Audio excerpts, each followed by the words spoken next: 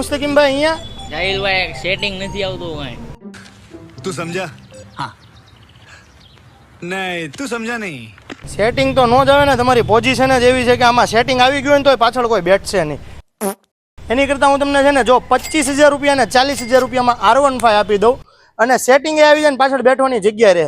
અહીંયા આવી આવો, તમને ગાડી બતાવી દઉં. 2011નું મોડલ છે માત્ર ને માત્ર 25,000 રૂપિયામાં અને 2016નું મોડલ છે માત્ર ને માત્ર 40,000 રૂપિયામાં.